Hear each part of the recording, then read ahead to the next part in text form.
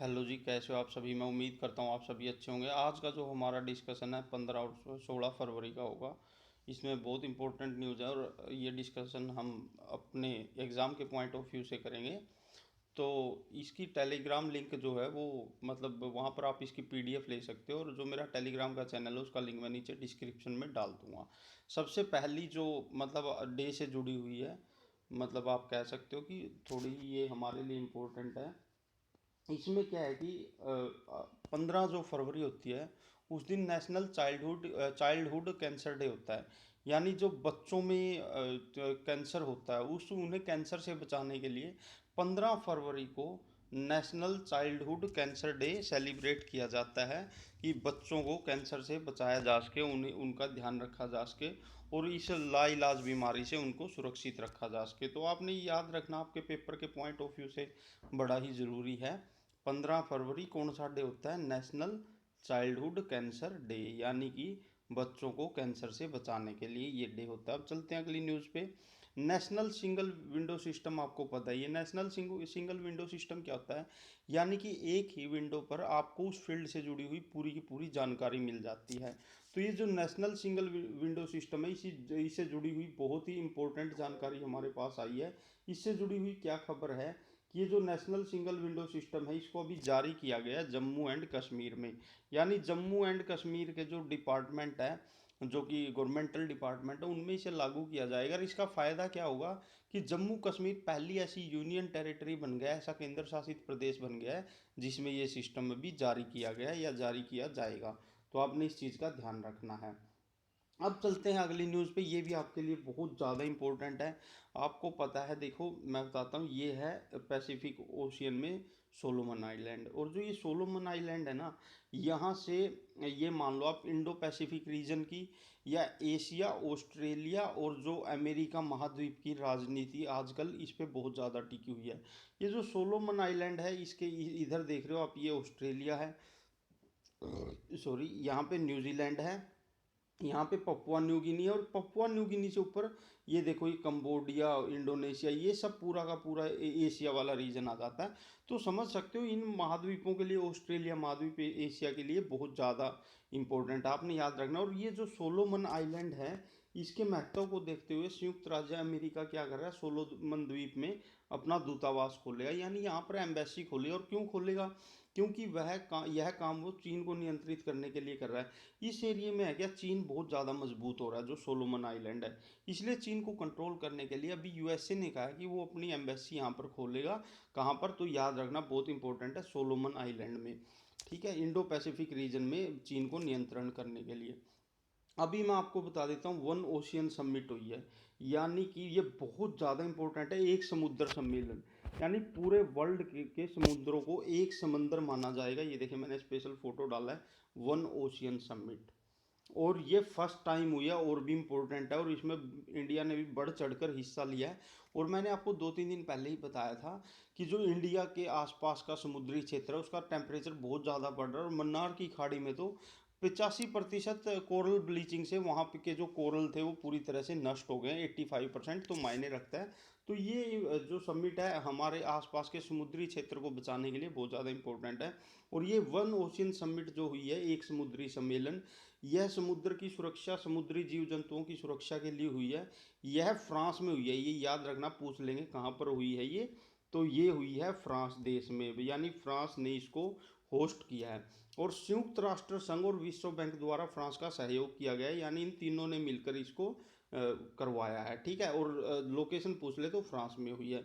भारत के प्रधानमंत्री नरेंद्र मोदी ने भी इसको संबोधित किया और कहा है कि इन्वायरमेंट है उसको ज़्यादा से ज़्यादा बचाना चाहिए। ठीक है, और विश्व जो समुद्री दिवस होता है ये भी चर्चा में आ गया, ये 8 जून को होता है, आपने याद रखना, आपके लिए इम्पोर्टेंट है।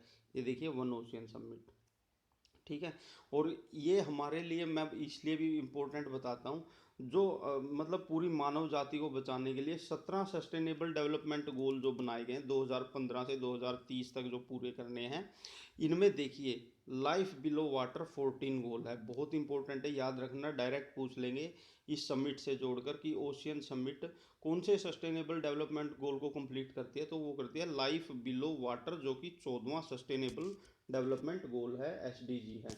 अब चलते हैं अगली न्यूज़ पे। क्वाड देश, क्वाड बोलते हैं जो चार चीज़ों का कोई समूह होता है या चार चीज़ों का कोई संगठन होता है। तो ये क्वाड है जो चार देशों का समूह है, और इसमें कौन कौन से, एक तो यही इंपॉर्टेंट है, भारत है, ऑस्ट्रेलिया है, संयुक्त राज्य अमेरिका और जापान है। इन चारों देशों की जो मिनिस्टीरियल मीटिंग हुई है अभी, वो मेलबर्न में हुई है। ये आपके लिए इम्पोर्टेंट हो जाता है, ऑस्ट्रेलिया में। और जो इनकी सालाना मीटिंग है वह टोक्यो जापान में होगी। देखिए अभी इसकी जो मीटिंग हुई है वह सिर्फ मिनिस्टीरियल है, जिसमें हमारे देश के विदेश मंत्री एस जयशंकर ने भाग लिया है। ये सिर्फ एक तरह से एक छोटी मीटिंग कह सकते हो, लेकिन अगर ये भी क्वेश्चन आ जाता है कि मंत्री स्तरीय सम्मेलन कहाँ पे हुआ क्वाड का, तो मेलबर्न ऑस्ट्रेलिया में होगा। और जो सालाना मीटिंग होती है इसमें प्रधानमंत्री और राष्ट्रपति भाग लेते हैं, ये कहाँ पर होगा, टोक्यो जापान में होगा। और जो इसकी थीम होगी क्या होगी, पॉजिटिव एजेंडा इन इंडो पैसिफिक रीजन। यानी जो इंडो पैसिफिक रीजन है हमारा, इंडियन ओशियन का और प्रशांत महासागर का क्षेत्र है, उसमें एक पॉजिटिव एजेंडा लेकर चला जाए। और जो ये पूरी की पूरी क्वाड जो ग्रुप बनाया गया है, ये स्पेशली चीन को टैकल करने के लिए, उसको यहाँ पर नियंत्रित करने के लिए बनाया गया। आपने बहुत अच्छे से याद रखना है। अब चलते हैं अगली न्यूज़ पे। ये बहुत ज़्यादा चर्चा में, इस पे बहुत ज़्यादा फोटो और वीडियो भी आई। ऑपरेशन परिवर्तन, ऑपरेशन परिवर्तन पूछ लेंगे आपसे कि ऑपरेशन परिवर्तन किस लिए है या ये किससे संबंधित है। तो आपने याद रखना है, ये गांजे या मतलब नशे को रोकने के लिए है। यह ऑपरेशन गांजा की खरीद और बिक्री को ख़त्म करने के लिए और नशे को रोकने के लिए किया गया। क्योंकि भारत में ना गांजे की खरीद बिक्री बहुत ज़्यादा बढ़ गई है, जिससे कि बच्चों के स्वास्थ्य पर भी बहुत बुरा असर पड़ रहा है, और बड़े बड़े शहरों में ये बहुत बड़े लेवल पर बिक रहा है। इस गांजे और नशे को ख़त्म करने के लिए ऑपरेशन परिवर्तन जारी किया गया, और इसके तहत कल 2 लाख किलो गांजा जला दिया गया। देख रहे हो मतलब कितना ज़्यादा पकड़ा जा रहा है, मतलब कुछ बड़े ही लेवल पर नशा फैल गया है। तो इस नशे को रोकने के लिए ऑपरेशन परिवर्तन जारी किया गया। इसमें कल क्या किया गया, 2 लाख किलो गांजा जला दिया गया गवर्नमेंट के द्वारा। नेशनल सिंगल विंडो सिस्टम के तहत जो पहली यूनियन टेरिटरी शासित प्रदेश जो लागू किया गया, मैंने बताया था, वो जम्मू और कश्मीर है। और इसका क्या खास बात है, वन स्टॉप डिजिटल प्लेटफॉर्म। यानी इस ये भी पूछ लेंगे कि वन स्टॉप डिजिटल प्लेटफॉर्म है, किससे जुड़ी हुई है, तो ये जुड़ी हुई है नेशनल सिंगल विंडो सिस्टम से। इसके तहत एक डिजिटल प्लेटफॉर्म पर सारी जानकारी मिल जाएगी, यानी एक विंडो पर सब तरह की जानकारी मिल जाएगी। और यह जो सरकारी महकमे हैं उनमें भ्रष्टाचार को ख़त्म करने के लिए और एक जिम्मेदार सरकार की निशानी है। और याद रखना, इंडिया में पहले केंद्र प्रशासित प्रदेश में नेशनल सिंगल विंडो सिस्टम लागू किया गया, तो जम्मू कश्मीर में लागू किया गया। तो बहुत इंपॉर्टेंट है, यूनियन टेरिटरी 4 के ऑप्शन में पूछ लेंगे। योगी ने अभी एक बयान दिया था कि वह उत्तर प्रदेश को, यूपी को, केरल, जम्मू कश्मीर और पश्चिम बंगाल के बारे में पश्चिम बंगाल के जैसा नहीं बनाना चाहते। एग्जाम के पॉइंट ऑफ व्यू से जो इसमें इंपॉर्टेंट है हम वो डिस्कस करेंगे, राजनीति को इसमें इग्नोर कर देंगे। योगी ने अभी कहा था कि मतलब केरल है, जम्मू कश्मीर है और वेस्ट बंगाल की हालत बहुत बुरी है, और वो नहीं चाहते कि यूपी की भी ऐसी हालत हो। तो ये बयान बहुत ज़्यादा चर्चा में आ गया। इसका रीज़न है, इसको संघवाद का हनन बताया गया है। संघवाद का हनन क्यों बताया गया है, क्योंकि यूनियन ऑफ इंडिया का जो कॉन्सेप्ट है, एक तो यही पूछ लेंगे कि भारत का जो संघवाद है उसमें कौन सा शब्द है, यूनियन ऑफ इंडिया है, फेडरल ऑफ इंडिया है, फेडरेशन ऑफ इंडिया है। तो याद रखना, फेडरल वर्ड कहीं पे भी इंडियन कॉन्स्टिट्यूशन में नहीं है, वहाँ पर है यूनियन ऑफ इंडिया। ये टर्म बहुत बार पूछी गई है। तो इंडियन कॉन्स्टिट्यूशन में आर्टिकल 1 में साफ लिखा गया है यूनियन ऑफ इंडिया, और इसमें यह भी लिखा हुआ कि किसी को भी इस यूनियन को तोड़ने का हक नहीं है, और स्टेट वैसे ही रहेंगे जैसे यूनियन चाहेगा। और इसी के तहत रहकर स्टेट को एकता और सुरक्षा की बात करनी है। और ये बात वैसे भी हमारे जो फंडामेंटल ड्यूटी हैं उनमें भी आर्टिकल 51A में बोली गई है कि यूनियन ऑफ इंडिया को हमें एक करके, यूनाइट करके रखना है। और जो अभी योगी ने बयान दिया, तो उस जो यूनियन ऑफ इंडिया की एकता और सुरक्षा के लिए इसे खतरा बताया गया है। तो इस करके यह बहुत ज़्यादा चर्चा में आ गया है। और आर्टिकल 51A भी आ गया है, जो कि फंडामेंटल ड्यूटी है। ये आर्टिकल भी याद रखना आपने। और जो हमारा संघवाद का सिद्धांत है वो कहाँ से लिया गया, कनाडा से लिया गया है। यानी यूनियन को इसमें मजबूती दी गई है, और साथ में स्टेट को भी कोऑपरेट करके चलना पड़ेगा, ये बात बोली गई है। अब चलते हैं अगली न्यूज़ पे। ये भी बहुत ज़्यादा इसमें नया मोड़ आ गया, बहुत इंपॉर्टेंट। तो ये और भी गर्मा गया है मुद्दा। हिजाब रो का मुद्दा आपको पता है पूरे वर्ल्ड में फैल गया है, अलग अलग तुर्की से, ईरान से, इराक से, इवन यूएसए ने भी इस पे बहुत ज़्यादा कमेंट किया। और मलाला यूसुफजई जो कि सोशल एक्टिविस्ट है, उसने भी इस पे कमेंट किया। तो इस पे क्वेश्चन बढ़ने की बहुत ज़्यादा चांसेस है। हिजाब रो में जो नया मोड़ आया वो क्या क्या आया है, जो उच्चतम न्यायालय है यानी हाई कोर्ट, आपने याद रखना है, हाई कोर्ट ने अभी एक स्टेटमेंट दी है इस मामले को लेकर।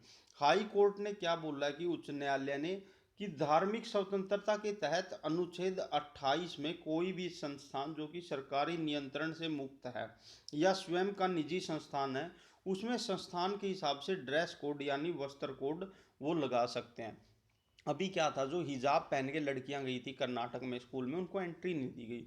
उसके खिलाफ पूरे विश्व में मतलब कि ये मान सकते हो प्रदर्शन हुए, और बहुत बड़ी बड़ी हस्ती और बड़े बड़े देशों ने उसमें मतलब अपनी अपनी राय दी। इतना ज़्यादा चर्चा में आ गया है ये। और भारतीय कॉन्स्टिट्यूशन में कोई इसका मतलब बेस बनाकर ये बोला गया था, जो इंडियन मुस्लिम थे उन्होंने बोला कि आर्टिकल 25 में ये बोला गया है कि आप अपने धर्म के हिसाब से रह सकते हैं, फॉलो कर सकते हैं, पूजा कर सकते हैं और कपड़े भी पहन सकते हैं। तो ये केस जब हाई कोर्ट में गया तो हाई कोर्ट का बयान आया, उसने बोला कि ये बात सही है कि आर्टिकल 25 के तहत आप अच्छे कपड़े पहन सकते हैं, अपने हिसाब से धर्म को फॉलो कर सकते हैं, जो धार्मिक आपके रीति रिवाज हैं उस हिसाब से आप पूजा कर सकते हैं, और जो धार्मिक वस्त्र हैं वो भी पहन सकते हैं, यहाँ तक आप सही हैं।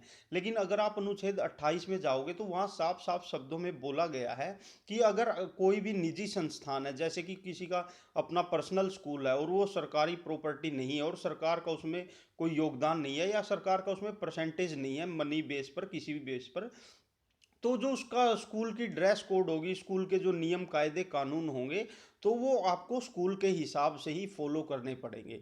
तो ये इसमें नया मोड़ आया है। और उसने इसने इस नए मोड़ ने कहा है कि जो ये कर्नाटक में घटना हुई है उस हिसाब से वो एक पर्सनल स्कूल है या एक निजी स्कूल है। ये जो उन्होंने जो किया है उस अपनी मर्जी से किया, और इसमें सरकार कुछ भी नहीं कर सकती है और संविधान भी इसमें कुछ नहीं कर सकता है। तो हमने ये एग्जाम के पॉइंट ऑफ व्यू से पढ़ा है, जो पूरा का पूरा था आर्टिकल 25 और 28 मैंने दोनों बता दी, इनसे क्वेश्चन बनने की काफ़ी उम्मीदें हैं। ठीक है, अब चलते हैं अगली न्यूज़ पे। चीन के जो 54 एप्लीकेशन हैं उनको, ऐप को बंद कर दिया गया भारत के द्वारा। ये बहुत बार छोटे एग्जाम में और मीडियम लेवल के एग्जाम में ऐसे क्वेश्चन बन सकते हैं। और अब तो अपर लेवल में भी, इवन सिविल सर्विस में भी डायरेक्ट मतलब बहुत ज़्यादा फैक्चुअल डाटा आने लगा। 50% फैक्चुअल डाटा आता है, तो आपके लिए इंपॉर्टेंट है। चीन के जो मतलब कि 54 ऐप हैं वो भारत ने मतलब क्या कर दिए हैं, बैन कर दिए हैं, भारत की सुरक्षा को, एकता को देखते हुए। और ये होना भी चाहिए, चीन एक बदतमीज देश है। तो ये पूछ लेंगे कि किस देश की ऐप को भारत ने बंद किया, तो चीन के ऐप को भारत ने बंद किया, और संख्या भी याद रखना, 54 ऐप को बंद किया है। तो मैं उम्मीद करता हूँ आपको ये डिस्कशन पसंद आया होगा। ये 15 और 16 फरवरी 2022 का डिस्कशन है। आप सभी का बहुत बहुत धन्यवाद। जय हिंद, जय भारत।